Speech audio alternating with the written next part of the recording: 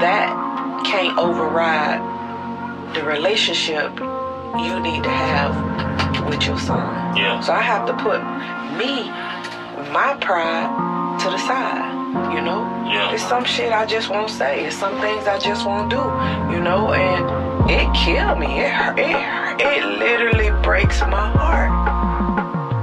But what do you do with that? I've done it, you know? I've been in the depressive state. I've sat around in it and just, and then after a while you realize, that ain't helping.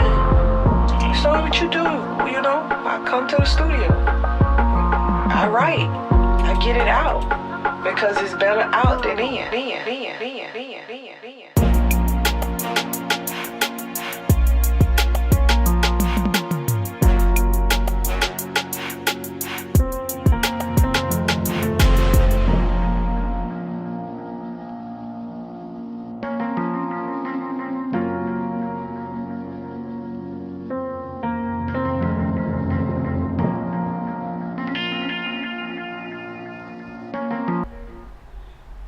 All right. We back. It is the Bottom Up Podcast, and y'all know I'm your host, Serica. Listen, we got a great show today for you. We talking generational wealth, and we got a special guest today. It's none other than Miss KANDICE Witherspoon of Legacy Financial Firm. Listen, y'all got to tune in for this one.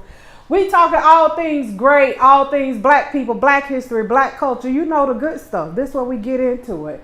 And y'all know, as always, before we get the show started, I always like to give you something to think about. I'll see y'all in a minute. Step, roll the clip.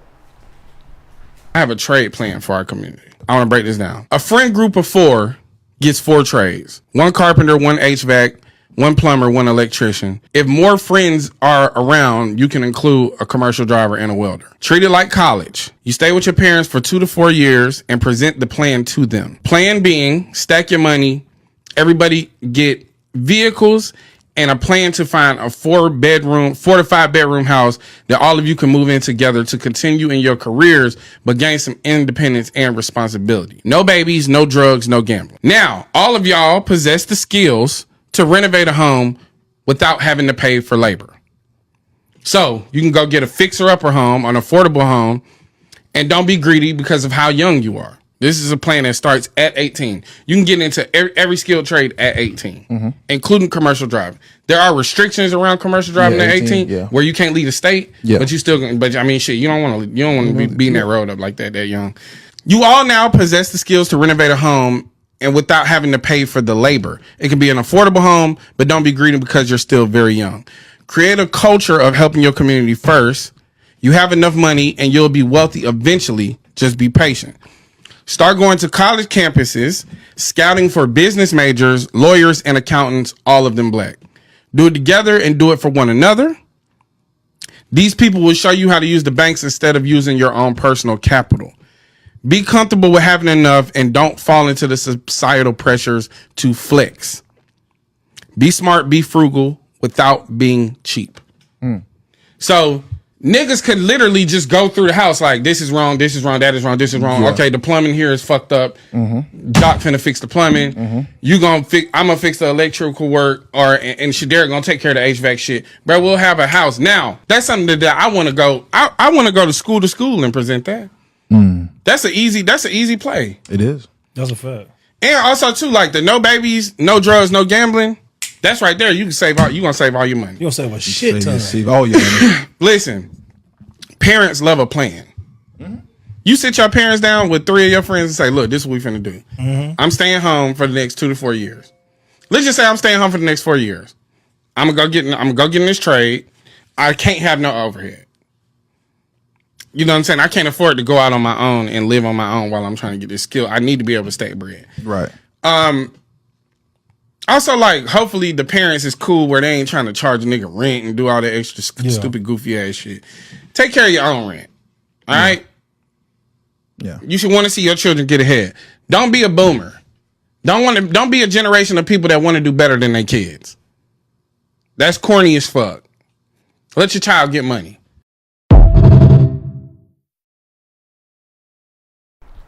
All right, we back. Listen, Deontay Kyle. If y'all don't know the Grits and Egg podcast, I am invested in this podcast because he talks to us, and he gets to the solutions, because we all know the problems. These aren't new problems. He's very solution oriented and solution based, and he's talking about this plan he has for youth. 18 years old, coming out of school, you're probably not planning on going to college or whatever, but getting a group of you all to, treat the next 4 years of your life in trade, but also preparing yourself to set yourself up for generational wealth. And I love the plan. I think it's a great plan, and I wanted to share it with y'all to let y'all know, hey, look, it's people out here with plans. You ain't got to think of one. It's people giving them out. And, just follow, Speaking of the plan, I got a special guest in the building.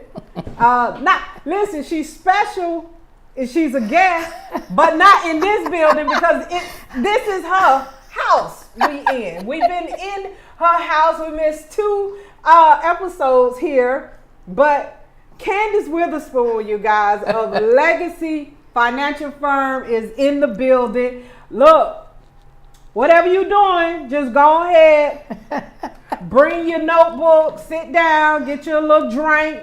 I prefer drink, but she's also Lady Witherspoon, so I have to, I have to be respectful to the lady in the house. Candice Witherspoon, you guys, how you doing? What's up, girl? How are you?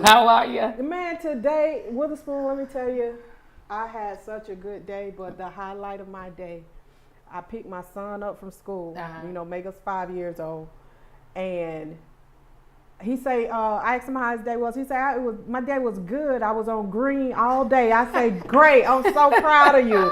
He say, how was your day?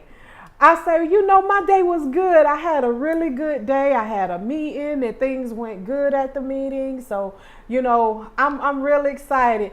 You know what he said to me? What did he say? He said, Mommy, I'm proud of you.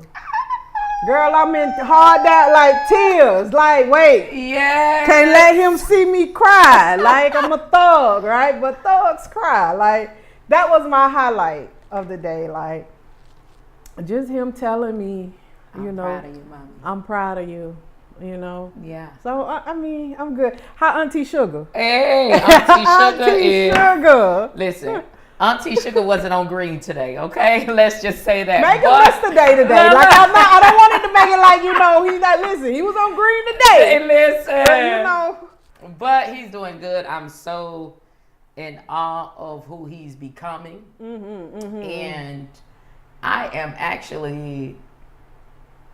I'm proud of myself for showing him something different, Yeah. I could see, because of what I chose to do different, how it's making him different. Yeah. And it's having him to think on his own, but just in a different way. You know what I'm saying? Yeah. So for me, that's good. So even though he wasn't on green today, majority of the time he's on green. Yeah. But he's they have bad days too. Yeah. Listen, Oh yeah. Listen, because I know I have bad days, and that was my seed. So he ain't really got no choice. It's every now and then, a little Petey gonna jump out, and then it's gonna be help God. Look, the teacher tell me something. You know what? I handle it. I'm not gonna go back and forth with the teacher, because if she said he did it, he did it. My children are not the ones that are. I know my children. Exactly. So I'm not going to go in debate with the teacher. Because you know your child. Because I know my child. Exactly. If you tell me my child wasn't following directions and he wasn't being attentive today, yeah. That sound like him. That sound like him. I got you, Miss Felix. I got you. I'm going to handle that when we get home, man. Listen, Witherspoon. Okay. I want to get into some things, but okay. I want to talk about you and I. Okay. Our journey, right? So Pompano, exit 36. Exit 36. Parkway East. Carver's home. Okay, see, we're getting somewhere. You're getting somewhere, Steph. This is Pompano in the building, okay? Homegrown. Homegrown. So, Carver's home. We went to elementary school together. Markham Elementary. Yep. And now, you went off to another high school. I did. But I attended Ely for 2 days. For 2 days. Steph, how long you did? A year. You official. But what? Hey, hold on. This your redeeming right here. This your redeeming part right here. What college did you go to? Florida A&M. And then see the orange and green back in you. The orange and green came back in you. Yes. Listen, that once that orange and green get in you, you can't wash it out. It's gonna come back at some point. It's gonna come back. So, but hold on, before you say anything, let me tell y'all something. Sarah didn't like me, okay, in elementary school. Her Tajma was my road dog. Yeah. Her sister was my girl. Yeah. This one right here, y'all think she's something now, honey. But in elementary school, step up. Oh, Lord. However, the tables have turned. Listen, I love myself some Petey now. She ain't lying. And I take it all. I take full responsibility, because I'm very standoffish for the most part. I'm not very social. People get that confused. They think that. Yeah, I have. You now. No, back then. I have. Let me tell you who you was. You were the person ain't nobody want to mess with.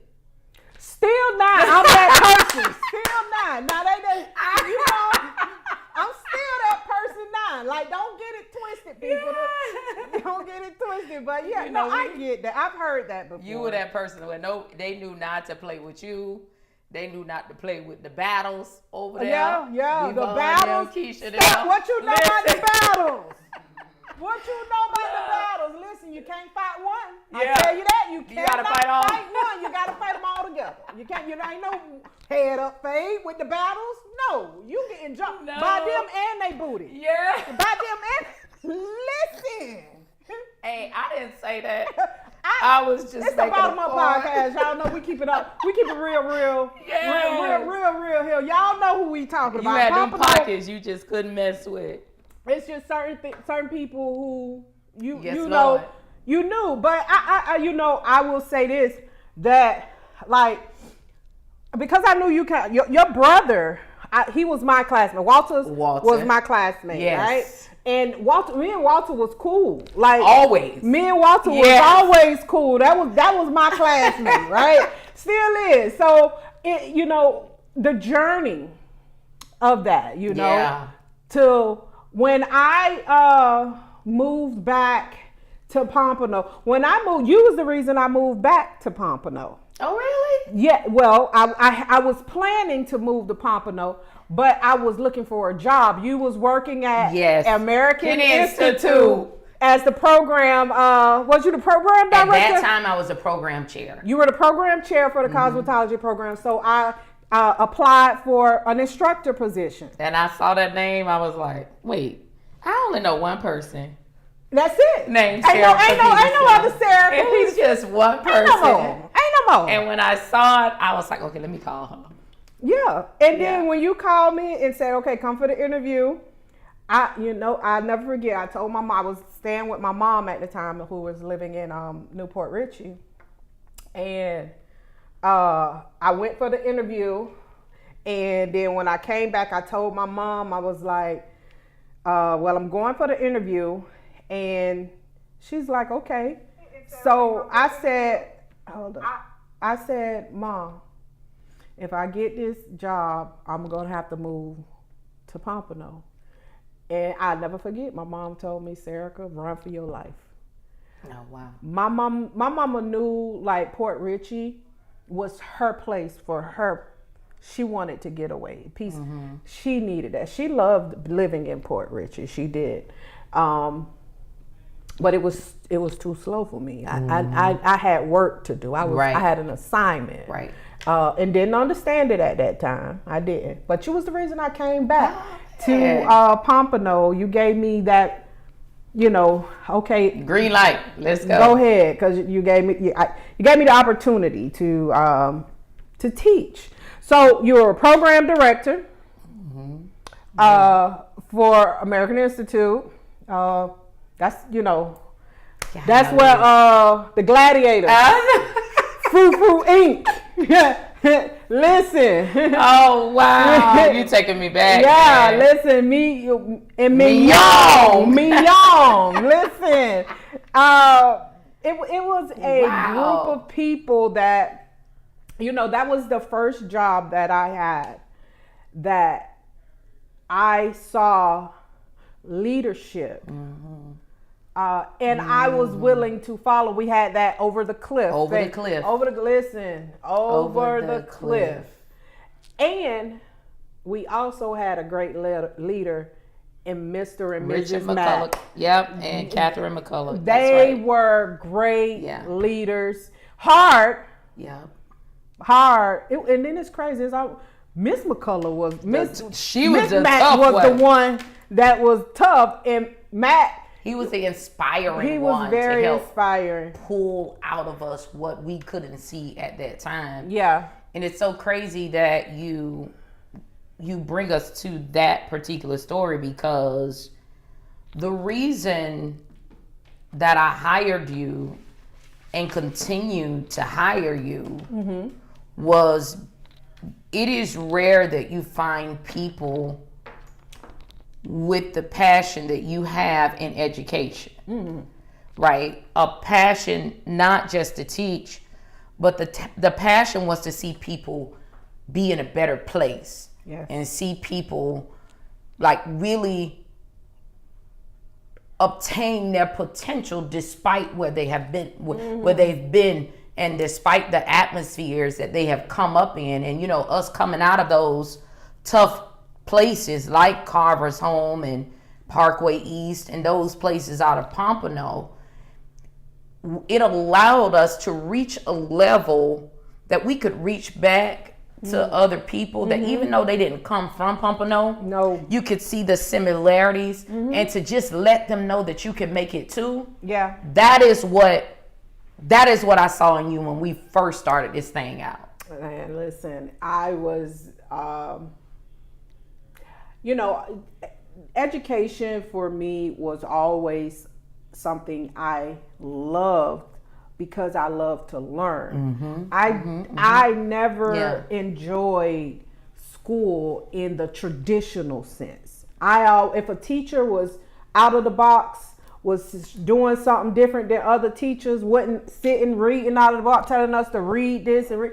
If you was a teacher that opened up possibilities, I was all in. Yeah. I love learning. And the thing that happened with you and Mac and Mrs. Mac was, it was like, hey, be you. Come and be you. Here's the curriculum. Do it however you want to do it. And I was doing when I was teaching, you was like, Witherspoon, Serica, when we ended up going to FCC. You was like, can you teach this business class? I said, yeah. I'm in there teaching business with Monopoly. I got them on. Listen, profit and loss. I got them understanding real estate. I'm teaching them what all this is. And this is why all of those experiences that we had in the education realm, in the realm of helping other people who look like us see their potential and move forward. And still to this day, I see our students. Yes. Yes. I see our students. One of them is here with me. Yes. I love when I'm somewhere and students say, hey, Miss Peters. Yeah. Listen, because my sister. Yeah.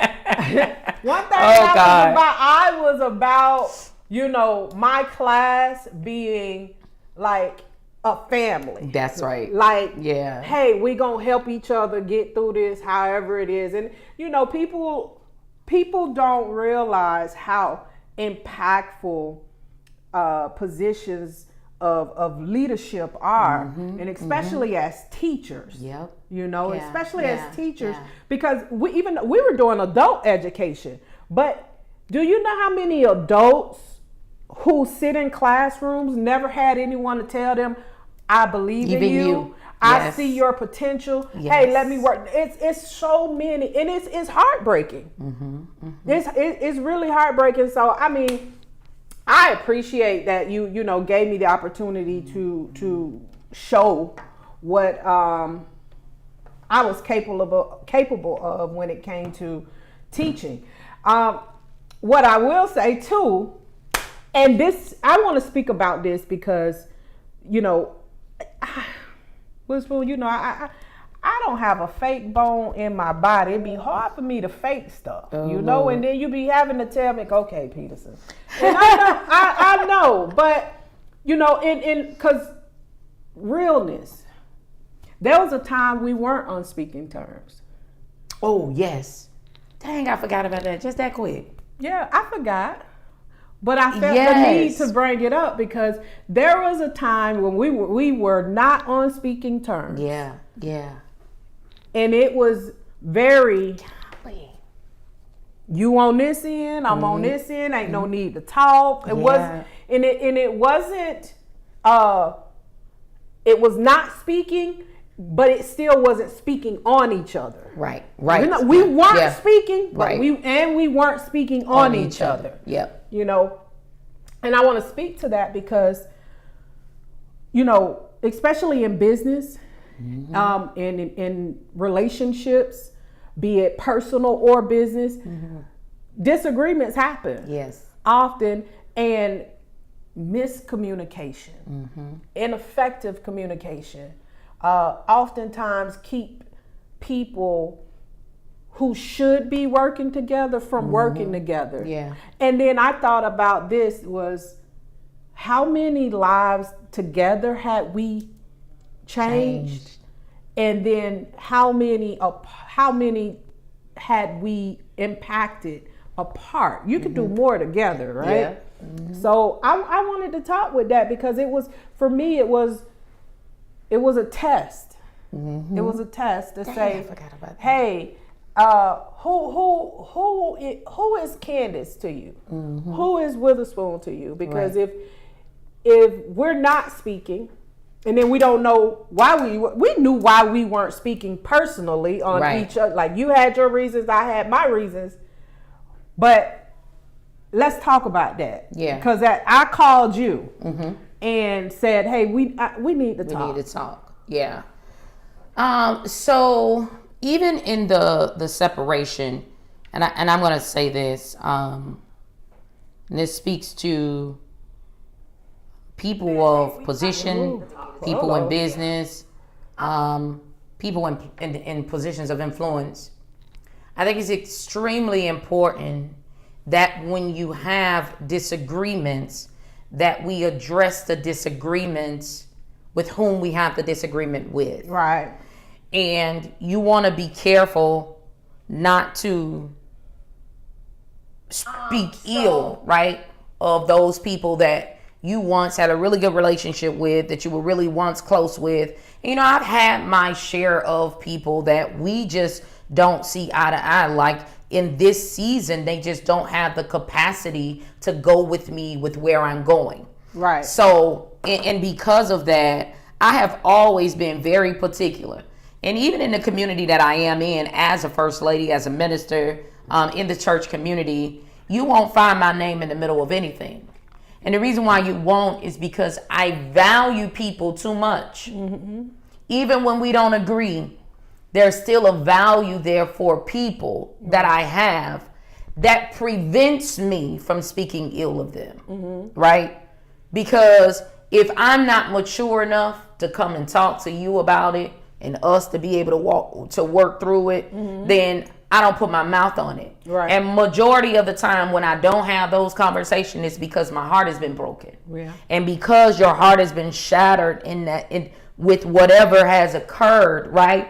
You got to deal with, at least me, I got to deal with that first, right? Yeah. So that's the first thing I want to say about that. And I notice a lot as we get older, you would expect for things to be different. Mm-hmm. But I've learned that that's not always the case.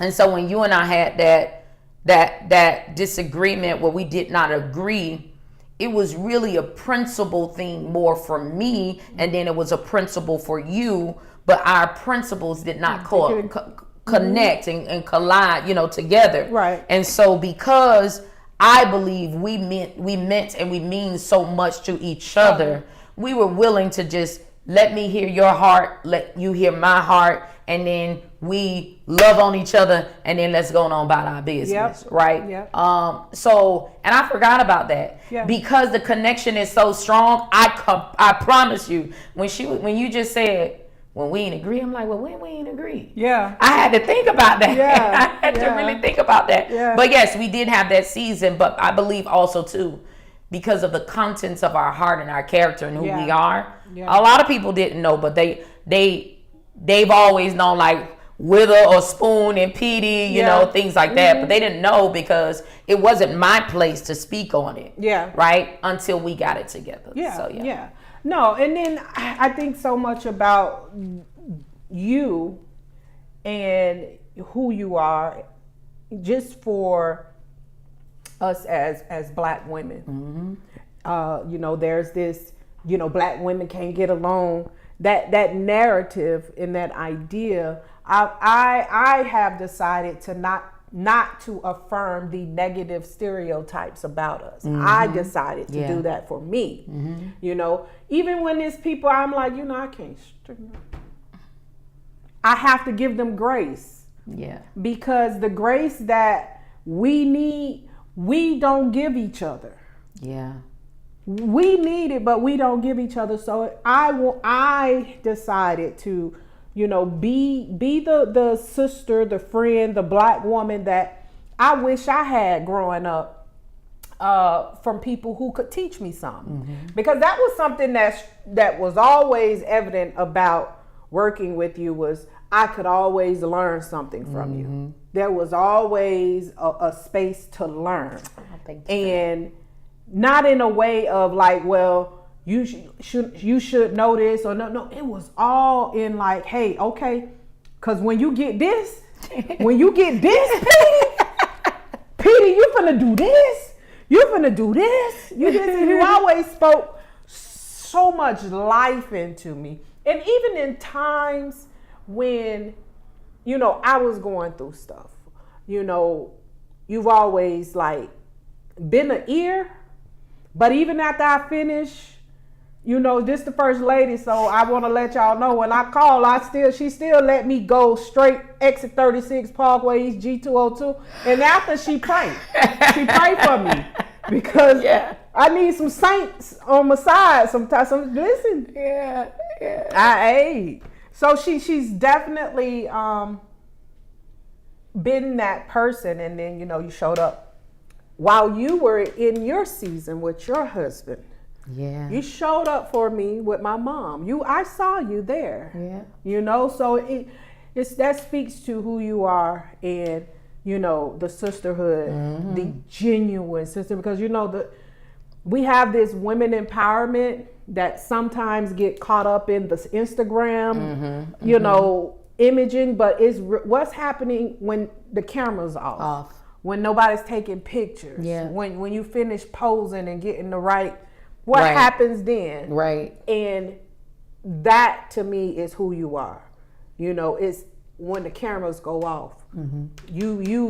You're on the phone and you like, okay, let's figure this out. Right. Let's do this. Let's pray. Yeah. Let's pray. Peterson, you need to pray first.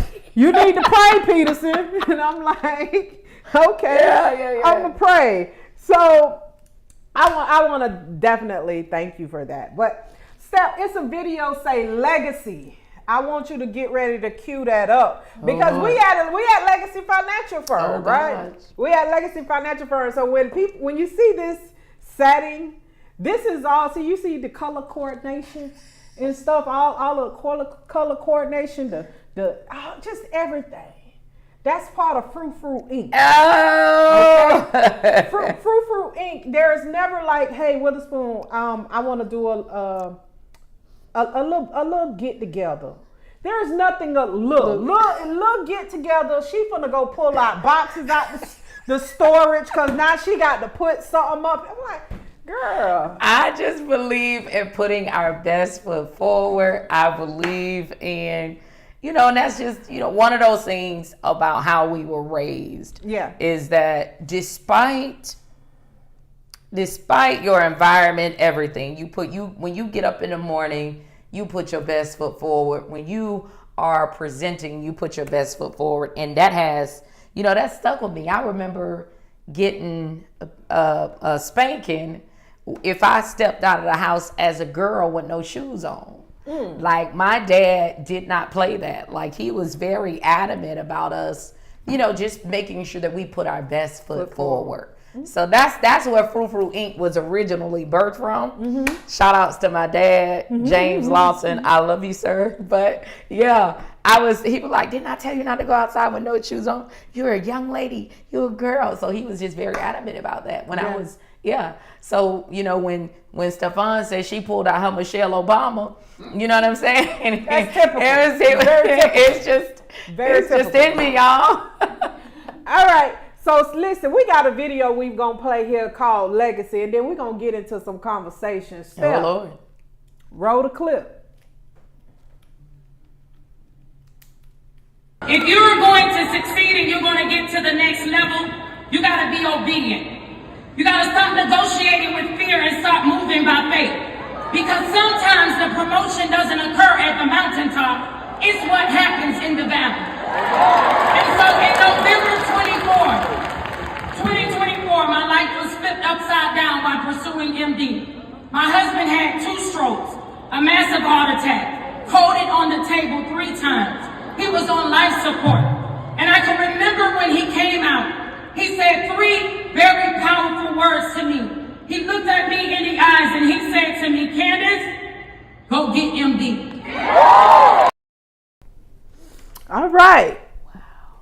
So look, first, because when you was up the road when we was up in here doing this, and I was like, when I seen that, I say, send me that clip. Send me that clip. That's something I got to put in the chamber for Step to pull.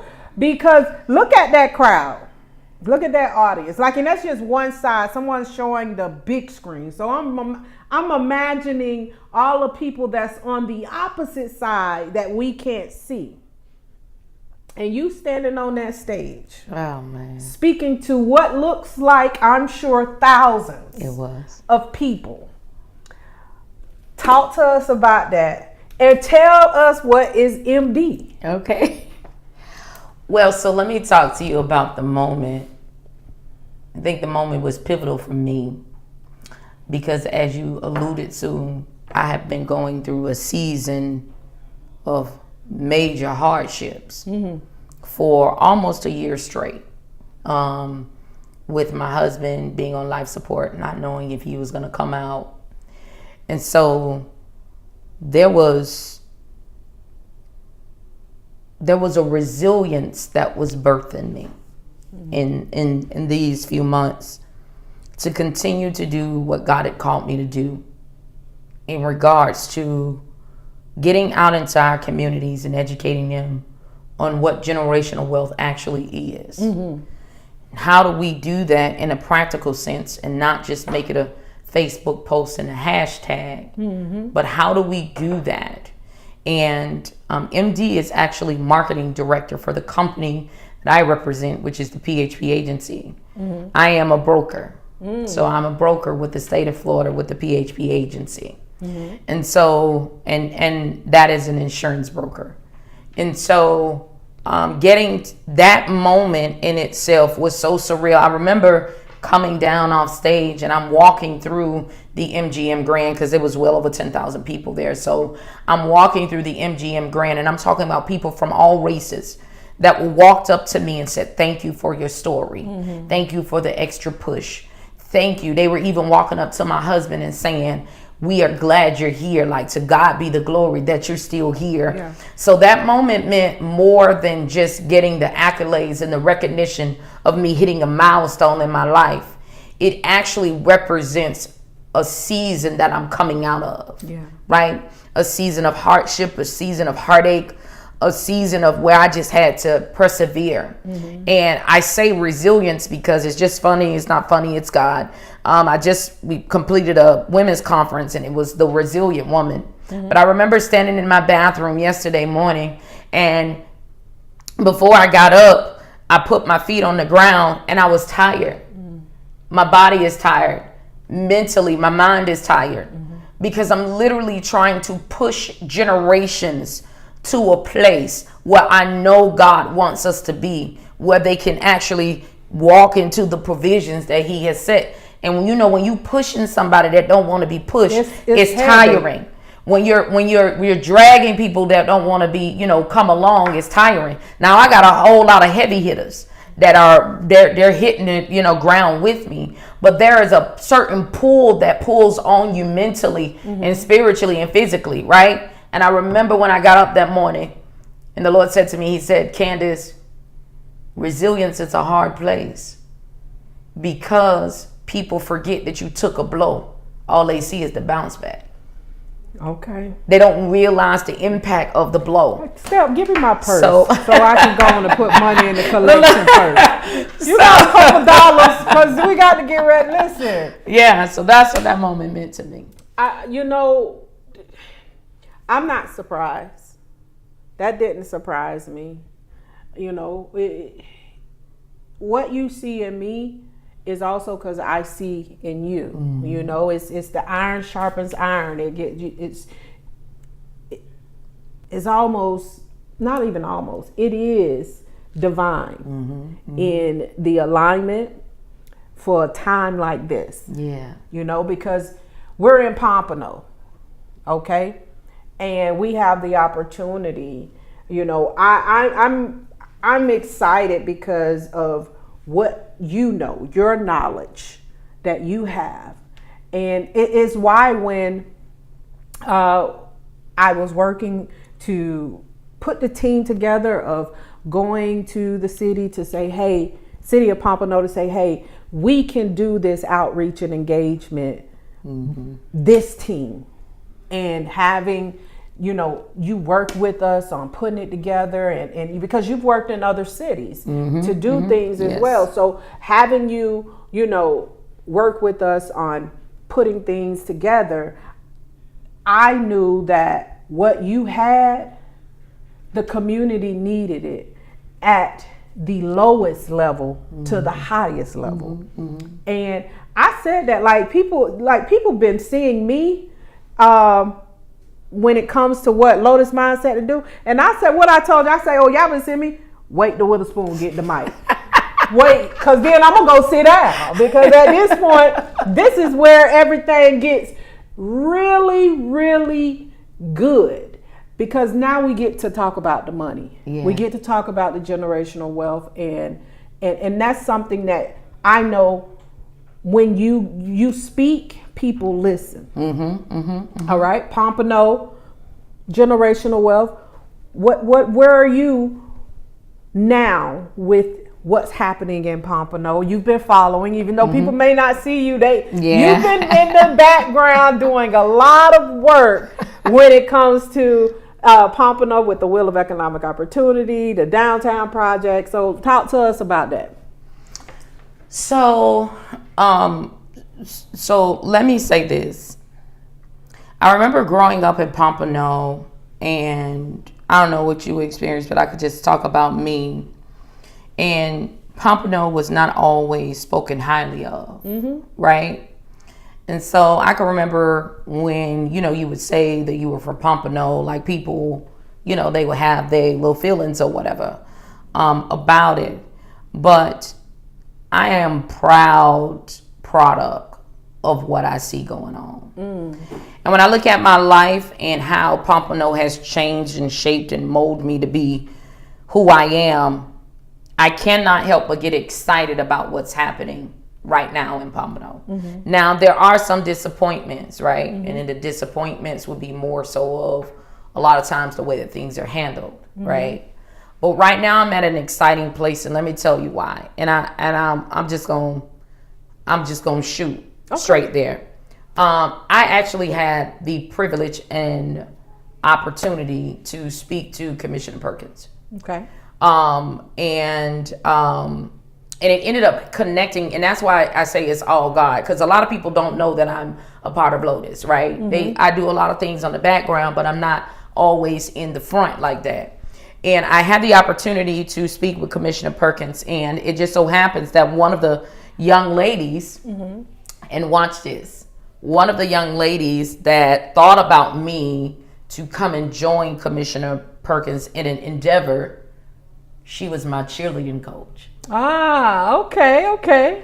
And it just so happens that as I've pursued this journey of financial literacy, generational wealth, right, that we connected and God connected us. She used to bring me home because I cheer. I'm sorry, y'all.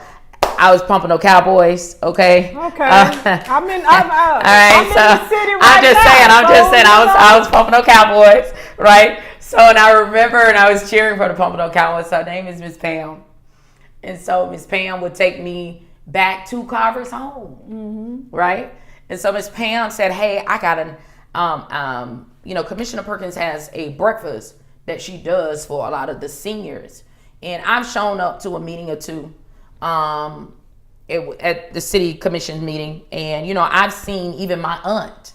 And I think I told you this. My aunt was sitting there in the room, and I've seen a lot of elders that are a part of our community and part of my family there. And so when she told me about this breakfast, and she was like, I asked, can you come and speak? I'm like, listen, I would love to go and just speak on it. And I bring this up because while I was there, it was such an amazing breakfast. To be able to speak to the elders and to talk to them and to give them what God had given me as far as knowledge and things that I've learned being in the industry on generational wealth and helping them to look at certain things and understand certain things and all of that. And it was just so fulfilling. So when I look at what is going on in Pompano now, I'm excited. Yeah. I'm excited because we can not only just change the generation that is coming, behind us, but we get to reach up. Yeah. And help the generation that is above us. Right. And we get to reach out to the side and to help the people that's next to us that may not know. So for me, I'm really, really excited about what is getting ready to happen in Pompano. After they work through all the kinks and after all those come up, I'm excited about that. And I got to give Commissioner Perkins her props on that because that was a beautiful thing to be a part of. Right. I saw at this breakfast, watch this, a deacon who was my deacon when I was 6 years old at Macedonia in the old Kaya City. So imagine that. Imagine the tables turning to where now someone who covered me when I was a little girl, I get to give back to them. Yeah. Right? Yeah. God placed me in a place where I can educate them and I can give back to them. So I'm excited about what's going on in Pompano. Yeah, we got some bumps and we got some things that we got to work out, but I'm Pompano homegrown and I love to see what is actually going on because there's so much opportunity. Yeah. And the problem is that one of the things that I think is happening is that we're being blindsided by so much other stuff to the opportunity a lot of times is going unnoticed. Yeah. And so I'm one of those voices where I want to make sure that everybody understands that opportunity and what is on the table and how they can be a part of it. Like after we work through all what we worked through, like there's a lot. Yeah. Because I look at my husband is Dillard High School, 6th Street, through and through. And Ely, I love y'all, right? But I'm gonna say this. I remember when 6 Trump was getting, the revamping and all that other stuff and all those things were happening. And I know that there were chatters and other things that was going on, but I didn't really see. And I'm not saying it didn't happen, so y'all don't try to throw me in the fire. Mm-hmm. I'm just saying I didn't see the pulling that's happening right now to get all the Pompano, there and involved. So I don't know. I'm excited about it. I can tell you that. And I'm ready to get out there in the trenches and help. Well, listen, let me tell you something. First, I want to say this, that I have such respect for Commissioner Perkins. I have a level of respect for her because, and I've told her this, even listen, even when we was going back, I've had to pull myself up, and it didn't take a lot in me to do it because it was true. Right. And I had to tell her, I appreciate you, and you being in this position means more to me than you know. Mm-hmm. We may see things different and may be going at it differently, right? But we have the same goal in mind. Mm-hmm, mm-hmm. I remember telling her that, and I want to give a shout out to her, anyways, because hey, stop. Listen here. Yes. Pompano was on the verge of an Armageddon. Listen, it was about to be a melee. Yes. You know how every like 6 or 7 months the federal government threatened us about shutting down because they can't come to an agreement on the budget. Well, guess what? Pompano had his own little Armageddon. All right, Steph, I got a video I want you to play. Oh God. Called Armageddon. Oh Lord. Play this video because we about to get into what happened. So Pompano's budget season, everybody understand this, budget season is now. Mm-hmm. To approve the budget.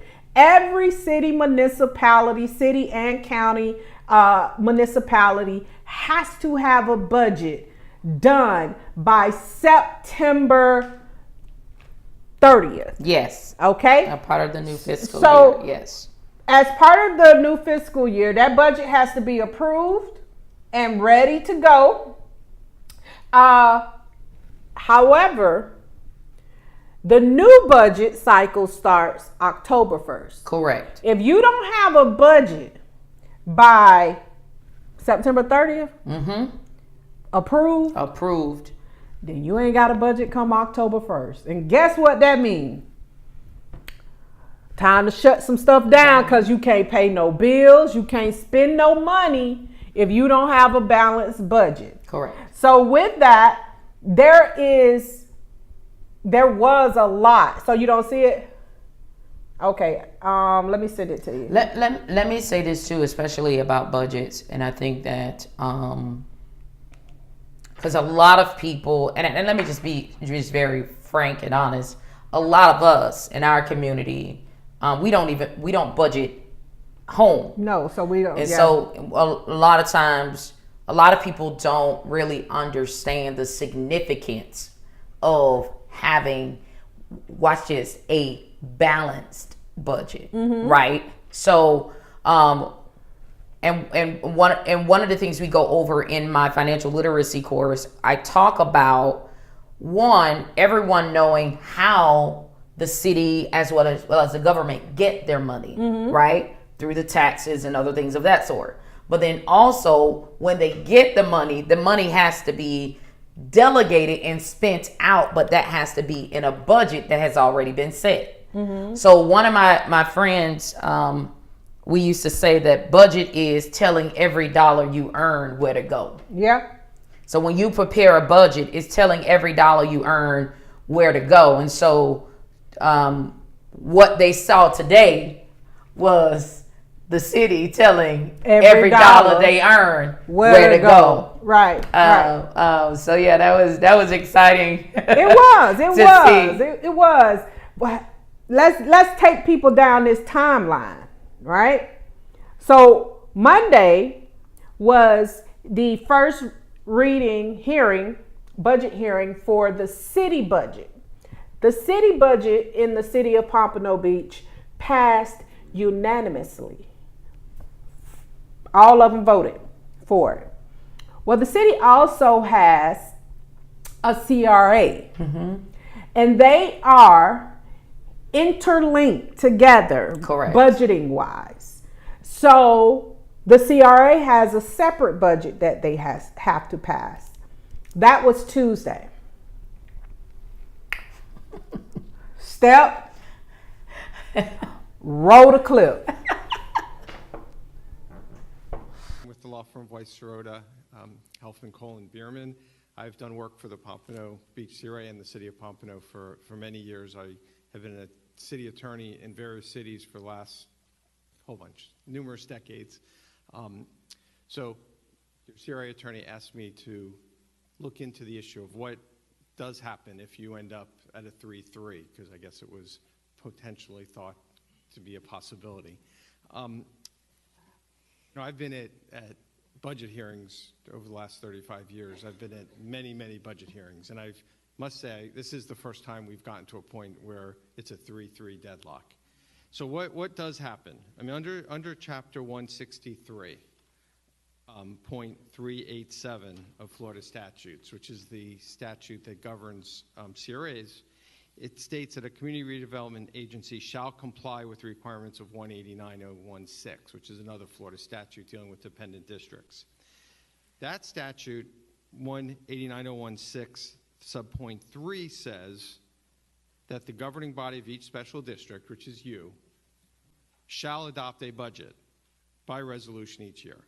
So you shall do this. I mean, it is not optional. It's not you may do it. It's not you can consider doing it. It's something that you are legally required to do. And as a city commissioner and as a CRA board member, you have a legal responsibility to pass the budget. Now, what happens if you don't? Well, the first thing that happens is that same section says an officer of a special district may not expend or contract for expenditures in any fiscal year except pursuant to an adopted budget. So if you don't adopt a budget by September 30th, no officer of the CRA, none of the finance people, none of the employee, no one is going to be able to spend any money. So there won't be any expenditures at all to be made. Now, that is further reinforced in Chapter 163.387, which says money in the redevelopment trust fund may be expended only pursuant to an annual budget adopted by the Board of Commissioners of the CRA. So the first thing that's going to happen is you're not going to be able to spend any money. So what does that mean in the real world? The CRA owns property. You have insurance on your property. When your premium comes due, you're not going to be able to pay the premium. So let's say the premium's due in October and you don't pay the premium and then there's a hurricane. You're putting at risk your property. You've got bonds outstanding. You need to make payments on those bonds. There are bond covenants that say you must make those payments. If you don't make those payments, you're in default. Those bonds could be, some of them can be accelerated. So all of a sudden, any bonds outstanding, you may have to pay all the money all at one point. You have employees that have to be paid. So you have other contracts. So these various contracts require payments. You'll be in breach of those contracts. So the impact of financially is devastating. I mean, it would basically devastate the CRA, and as a dependent district of the city, it will also affect the city. So your bond rating would go, very low. Now, what is the other possible outcome at that point? Well, there's a statute in section 218.503, which deals with financial emergency. So if you get to a point that you're not paying your bills, you're not making your debt payments, you're not paying your employees, you're not paying creditors when they're due, there's a provision that lets the governor basically take over. He can declare a financial emergency. Ladies and gentlemen, excuse me, ladies and gentlemen, please, this is important stuff. Do not, I didn't see who it was, I heard something. So please, ladies and gentlemen, no conversations, no comments. Okay, go ahead, Mr. Cole, thank you. So the governor can declare this financial emergency, and he can appoint an oversight committee. This was done in Opelika numerous years ago. I don't know if any of you recall that. And there was an oversight committee, and the oversight committee kind of takes over. The governor or this oversight committee can approve their own budget. They can basically take over. Now, in addition, there's a provision in that chapter that says the failure of the members of the governing board of a local government entity or the failure of the members of a district school board to resolve a state of financial emergency constitutes malfeasance, misfeasance, and neglect of duty for the purposes of Section 7, Article 4 of the state constitution. That's the provision that says the governor can remove public officials from office. So there are serious consequences if you don't pass the budget. So I do strongly. So that was the Armageddon we was facing, because Steph, it's a AF picture, because on Tuesday, that meeting ended in a recess. Mm-hmm. Yes. They couldn't adjourn the meeting because they shall, like the attorney laid it out, the Florida statute, what the implications are, they had to. So they did not adjourn that meeting. They recessed it. Right. And then they set a date, which was today. Correct. At 8:30 in the morning to reconvene to start the conversation and debate back up. But listen, now on that Tuesday meeting, it was two things I caught. It was two things I caught. Here we go. It's a video step that says censure. Step, roll the clip. Like to make a motion that the CRA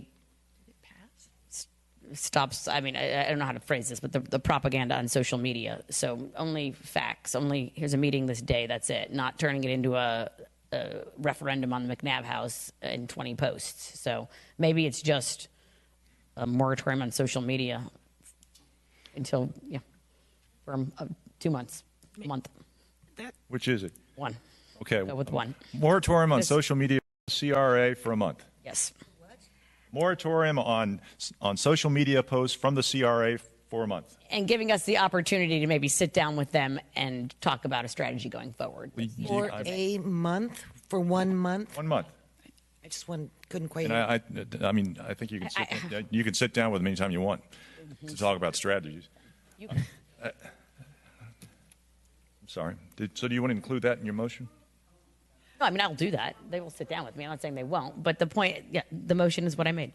Commissioner, if I can just clarify, because the CRA uses social media to announce meetings and other information. Are you saying a blanket moratorium on everything? You don't want that? You want it shut down for a month? I'm fine with facts.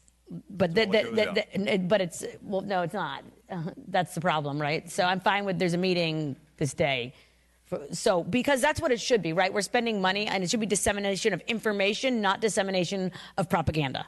So let me just, before we go any further with these motions, if these motions are approved, is your motion that you will approve, you want the budget approved if we do these things? Because otherwise we're just doing. I think I just answered to Commissioner Smith my intent, at least for me, and I can only speak to the East CRA. The Northwest, I don't have any solutions for. Here's what I'm going to recommend that one of you do, that it be a motion to approve the budget with the following changes. And that way we'll either get a compromise or we won't, but we'll get to the finish line. Right. So these are my two motions, and depending on if I can get comfort with these, then I will make the motion on the budget. I mean, is it that? Again, bullying tactics. I don't think it's bullying. I'm sick of the social media undermining us, and I think we need to have a real conversation about that. So, and my whole point was to take the temperature down so that we can work through some of this stuff. Not bully, but to like get us out of the boiling water. Okay, so Mayor. Yeah. So here we go. There was, okay, because at that meeting, Witherspoon, I was there. That meeting went from 1 o'clock to 6:44. So she made a motion in order to pass the budget that if she would vote to pass the budget, Vice Mayor Fournier would vote to pass the budget if she could put a moratorium, which means stop social media from the CRA for 1 month. Now, listen, I'm going to say this. I have not seen the city of Pompano Beach politicians use social media more than Commissioner Fezzik and Vice Mayor Fournier. They have a social media presence like no other elected official in Pompano. And they shoot with no silencers. They taking straight shots at people. People, not policies.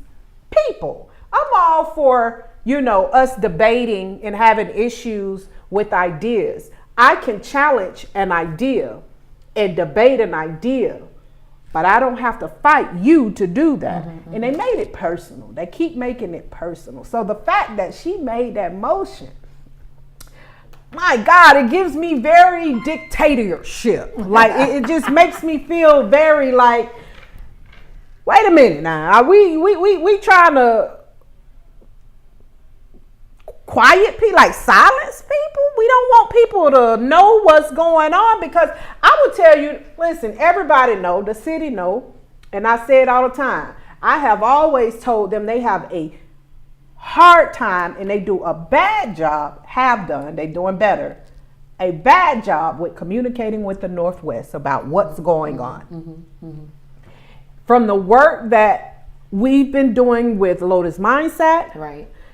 Conversations, relationship building, they have gotten better Right. at communicating with the Northwest and communicating as a whole, because they had to catch up to social media now being a way that people engage, so they had to catch up with that. But to try to shut them down, because I'll say this, because I know when I go and read what the commissioners put or post, their base is listening to them because they elected them. But if you are putting out misinformation, whose job is it to correct it? The agency that you're speaking on, right? And that is what they were doing.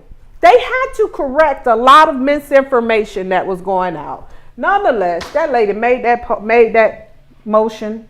And then what y'all didn't see, because I cut it out, it wasn't that important because it didn't go, because she ended up not liking that they were asking questions. It's just like, forget it. Just don't even worry about it. But let's, before we even address the social media, and before I speak on that, let me just speak to the fact, and I think this is part of why a lot of residents may be getting frustrated with the process and what they see. Because for you to say that I will vote yes, right, if social media is taking care of handle, tells the residents that you don't really have a problem with the budget.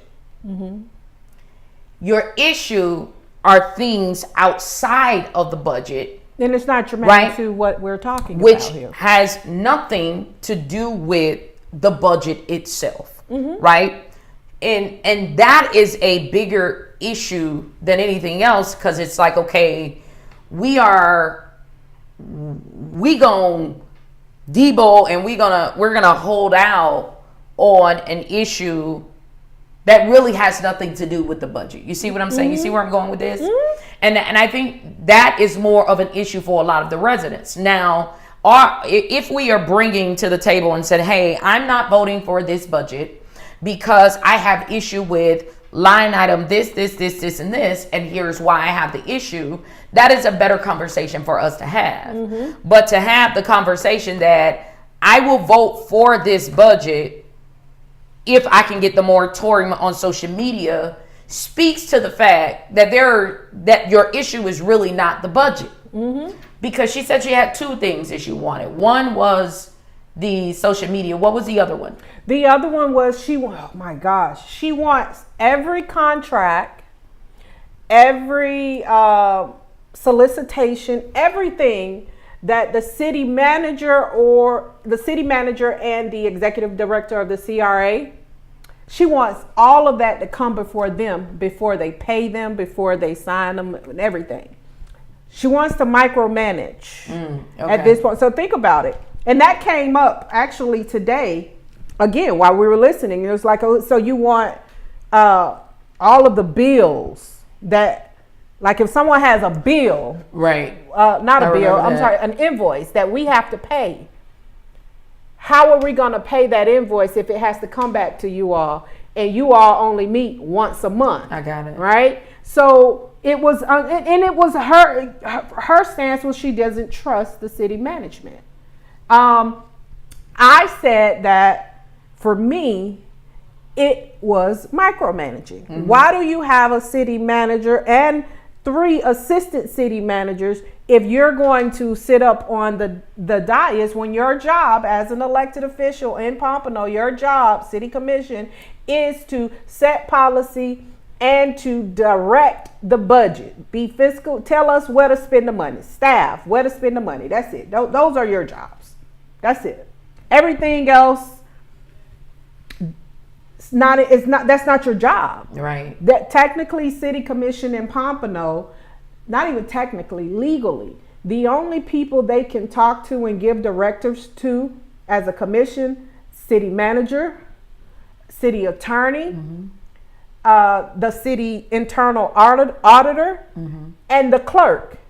They're not even supposed to talk to staff to tell them what to do. It has to go through the city manager, and he has to give them what to do.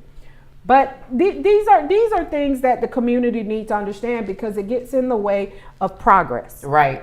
Which is what I'm saying, because the discussions were not, from what I could see, were not surrounded by line item until I believe today we got more so into that.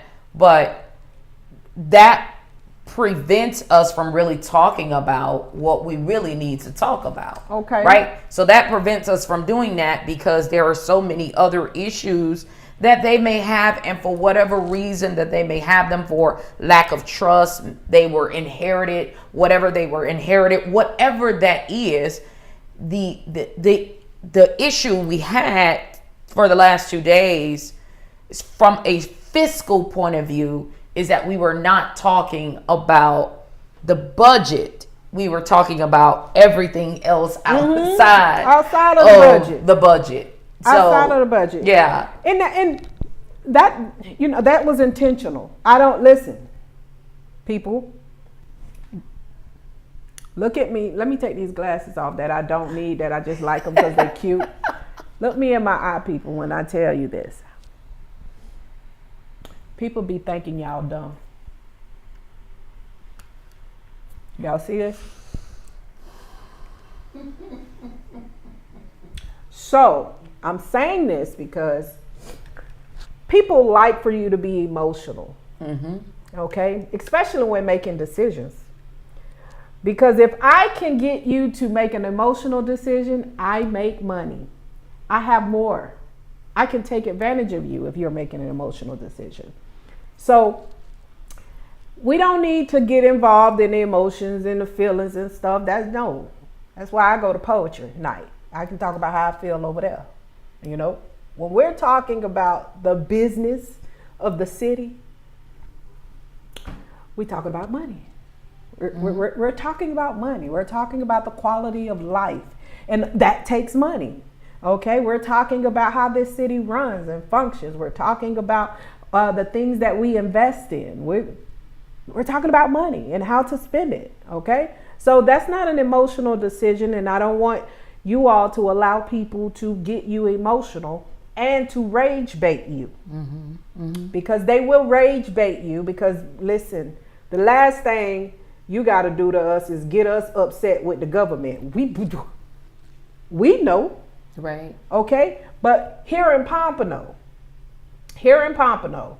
right now at this point in time, we have an opportunity to push this community forward, uplift them, and to get on this train of progress right now.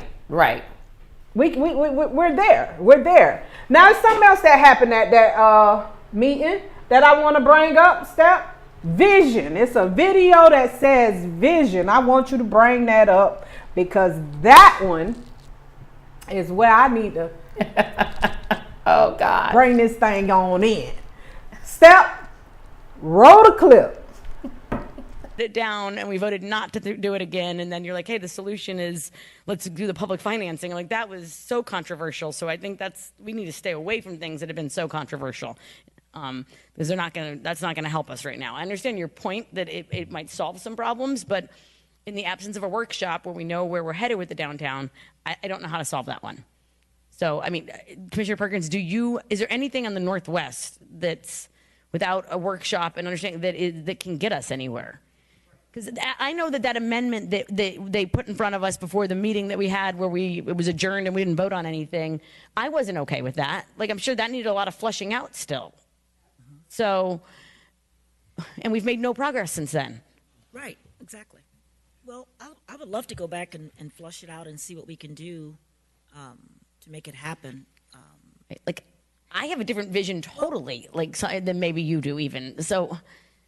What vision do you have? There's certain things that I think we're actually skimping on some of this stuff and need to make it like a more robust civic complex if we're going to do this. Like, do it the right way, not fight over scraps, but get the premium product in, go for that. And if it costs us a little bit more and we do the public financing, so be it. But we're fighting over like little funds here or this, when we need to have a real vision for what we want for the future. I agree. A workshop would have been very, very much needed. Yeah. It was needed. It was needed. And so where do we go from here on that one? Because, again, we asked for it, we voted for it, and then nothing happened. So Okay. Vision is the operative word here. Okay? So let me tell you what I saw. I'm sitting there in the audience and I am watching that exchange where Vice Mayor Fournier says, what with the Northwest, is there something that, that could move it forward for the Northwest? And, because I know that amendment that came that I wasn't okay with it. The amendment was from District 4 Commissioner for what the direct community wanted, right? She wasn't okay with what District 4 Commissioner and the direct community was asking for to be put in the MDA agreement. Right. She wasn't okay with it. And she said, because I have a different vision than perhaps you do. And you saw Commissioner Perkins said, well, what is your vision? Yeah. Because what you visualizing over here, you know? And that's how I took it. Now, I don't dare to think I know what's going on in Commissioner Perkins' head, but the way she said that, well, what's your vision? Because we talking about my community, and if there's a vision for the community, it should come from me. It should come from me. Right, That's what I right. took, and I was like, okay, Commissioner, speak up. This is what we need you to do. Speak up, because the vision has to come from the person who is most directed, mostly it is going to directly affect her community, her constituents. That MDA amendment was for her community and her district. So, you know, to me, that was like, huh? You got another vision? For someone else's district. For somebody else's district? Right.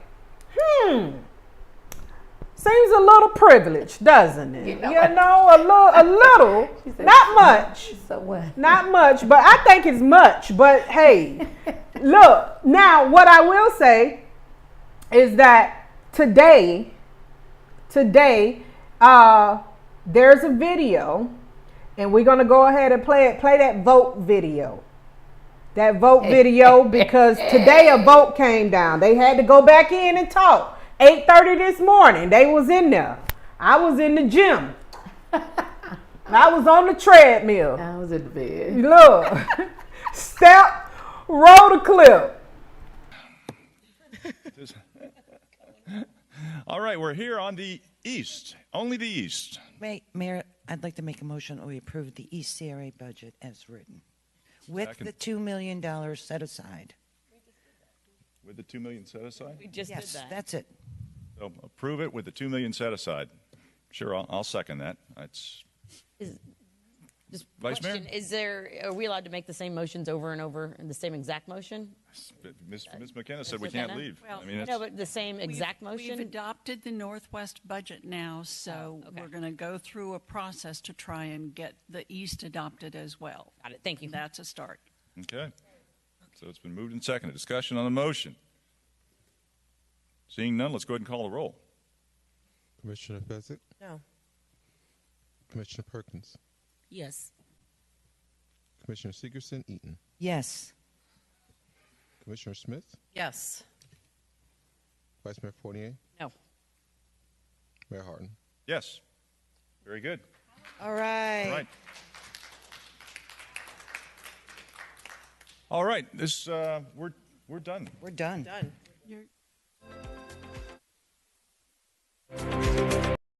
Listen. Always count on the black woman. I'm going to put my money on the black woman every time. I'm going to put my money on it. Commissioner Perkins, District 4. Commissioner Perkins. Stop the city from going into Armageddon. Y'all, look. Y'all know I done had my problems with the commissioner, right? I ain't going to sugarcoat it with y'all.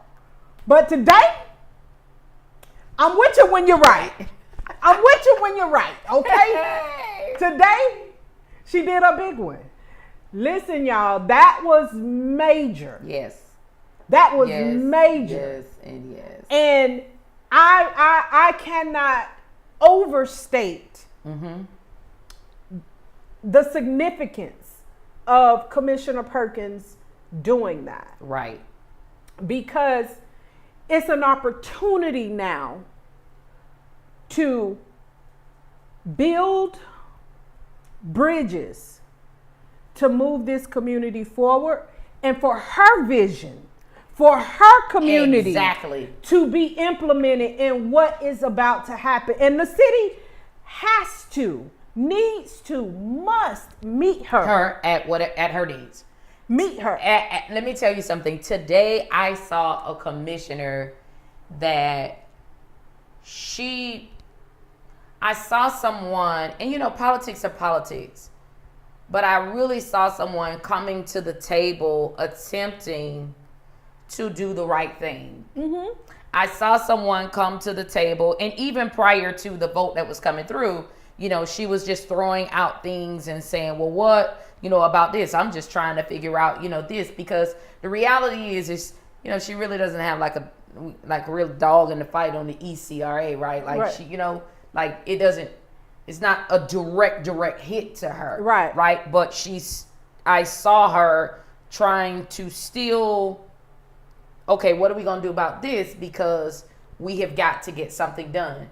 I was extremely, not just like, I don't want to say just proud, but I was like, you know, like, yeah, like show them, like, this is how it's done. I really saw someone today that fought for her district, fought for her vision. Yes. Because if you go back to the clips prior to that, and her negotiating and working out and say, hey, look, I am willing to come to the table and I will lay my guards halfway. Yeah. Right? Yeah. Halfway. Because she ain't laying them all down now. She said, I will bring them down if we can work something to do this.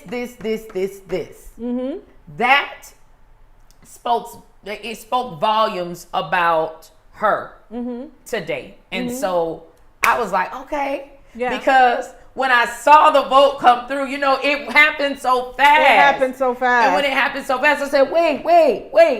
Yeah. Commissioner said yes. And I'm sitting up there in my house. Like, yeah. Like, look, she said yes. I'm like, you should have seen me. I'm watching it because after I left the gym, I had to made it home, and I'm sitting on my computer and I'm watching it. I'm already screaming at the screen like it's Monday Night Football or something, right? What is you talking about? Yeah. And when she did that, I was like, did I hear what I just heard? Because keep in mind, this is how the vote goes. Fezzik first. And then Beverly second. She just derailed everything. And it's been 3-3. I was like, hello. So it was like. And then look, but watch this. Smith said, listen, and I want to commend absolutely that commission. Absolutely. For taking the time, having the patience, and making sure that this moves forward. Now, this is an opportunity. This is an opportunity for the city. Yes. Now, for city staff, for the city commissioners to understand that, hey, right now, the black community, this black woman exactly saved the day for this city. Okay? Now look, I'm going to put my hat in the ring for whatever I can do to help Commissioner Perkins see her vision through. That's right. I'm willing to do that. That's right. Okay? That's right. And it's the right thing to do. Whatever. It's the right thing to do. Yeah. So, we needed this. Yes. And I'm hoping this is that fresh start. The shift, yeah. That shift that we needed. Can, you know, okay, let's start moving some things forward, because the opposition to progress at a time like this, when it's time to be focused on this community, was very misplaced, misguided. And the person who should have been leading this, not back in the driver's seat. Yes.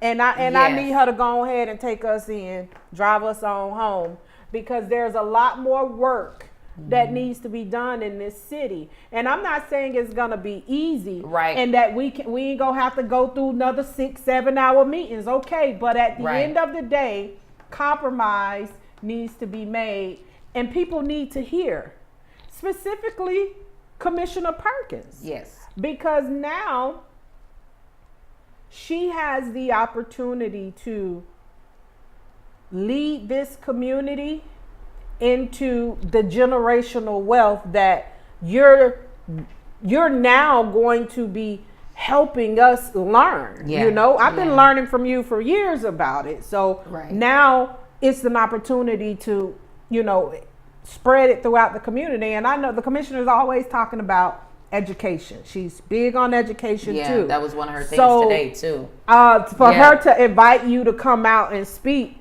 I mean, hey, that's a no-brainer, because Yeah. if you're going to talk financial literacy, Candace is the person you need to talk to. So shout out to the commissioner for that. Shout out to her. Definitely shout out, and I have to. I'm with you right there, Edie. I'm with you. I'm with you when you're right.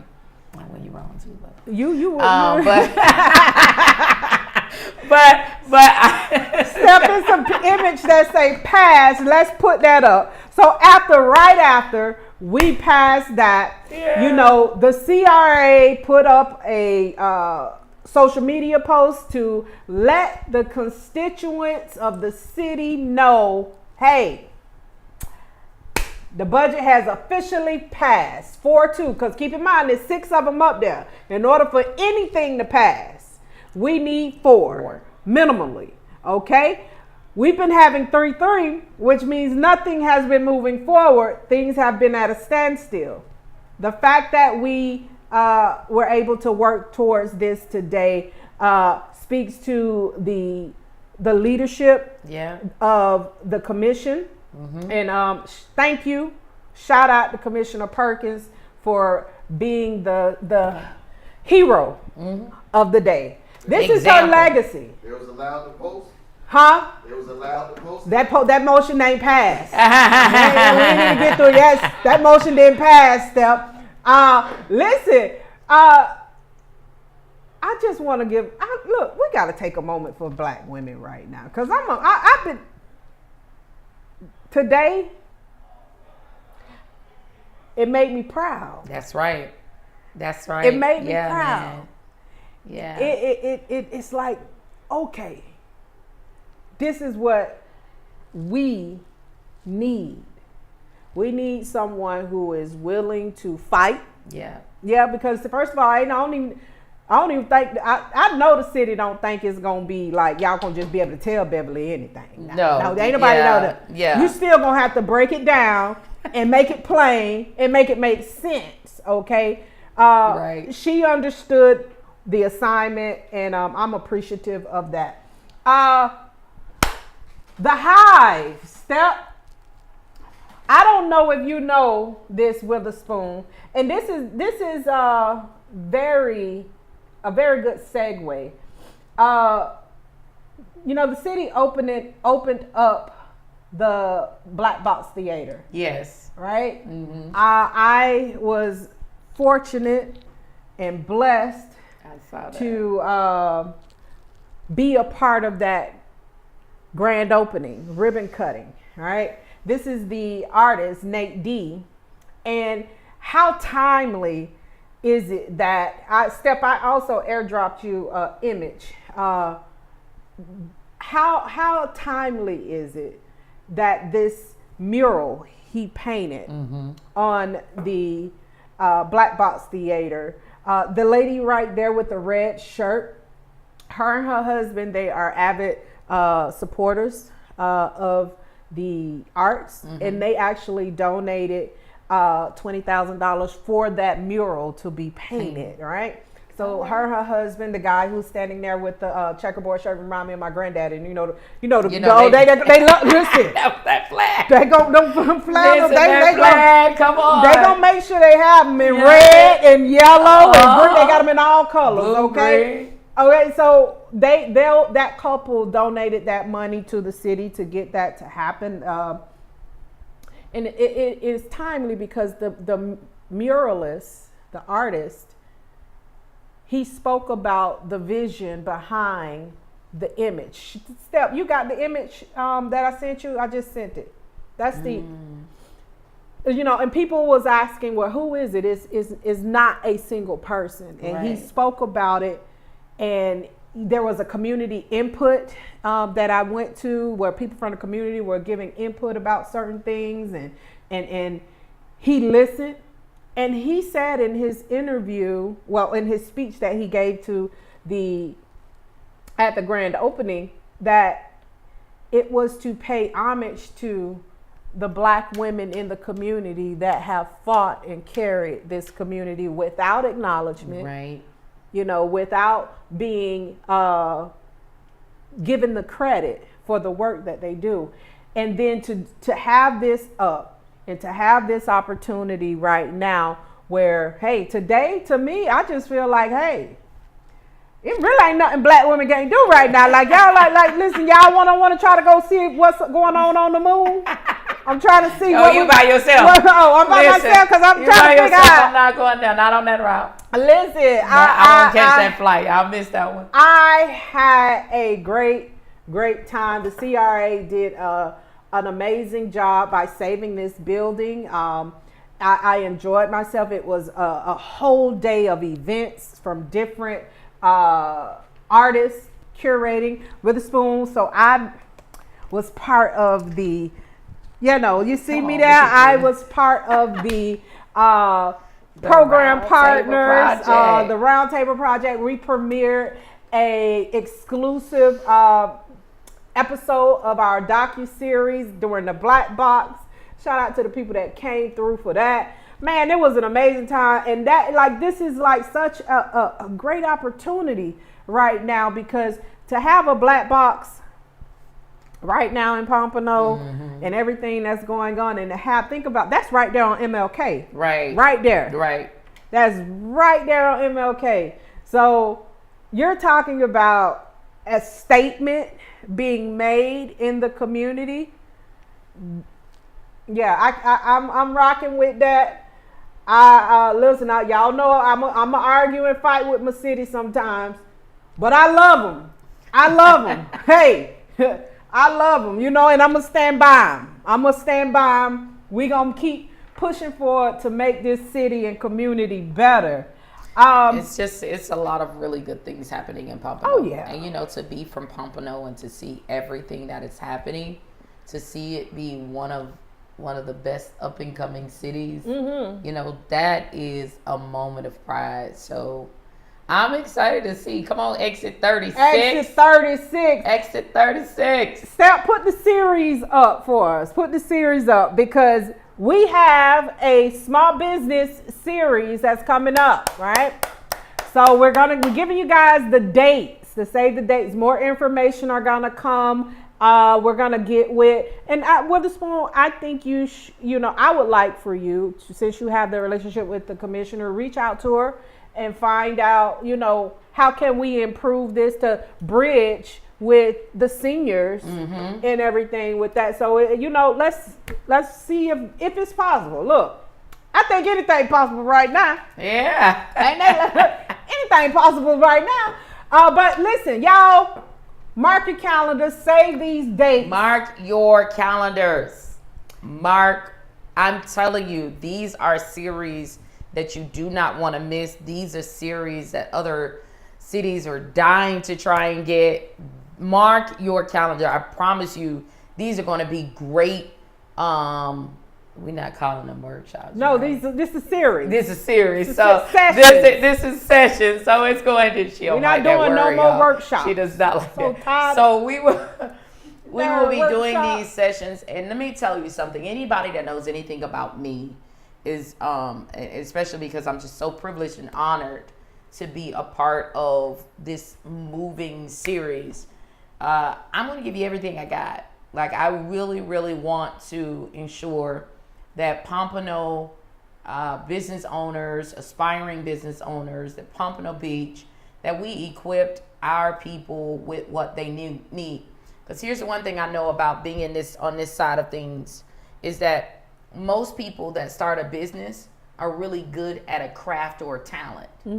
They've never gone to school for business. Right? Or to understand things at the foundation level, right? From profit and loss statements and all of those things, and how they impact you from a financial standpoint, and how you can get finances, as well as how do we pivot post-COVID. A lot of people that have talents, they've never gone to school for business, right? That's why a lot of our mom and pops, they went out of business after COVID. Yeah. They didn't know how to pivot. They weren't equipped to pivot. So this series is for you guys. We're so excited just to be a part of it. I'm talking about just to be in the room, to be a part of it. It is surely to be epic. I promise you that. And what is getting ready to happen. So y'all save the dates. Save those dates. Yeah. Listen, we're eliminating barriers over here. So guess what? We are also going to live stream the series on Facebook on the Lotus Mindset page, okay? So if you're not, listen, register. Tell your friends to tell your friend. Tell a friend to bring a friend. Get your family members. Y'all come get in the class, because in the class is where you're actually going to get some tangibles and you're going to have her there to work with you. However, some of us got to work. Some of us not able to get there. I get it. I know all the hardships we have. We're eliminating them. We're putting it on Facebook. Y'all on there anyways. You know, even if you at work. Ain't nobody more on social media than people at work. Okay? So we gonna make sure you have access to the information. Okay?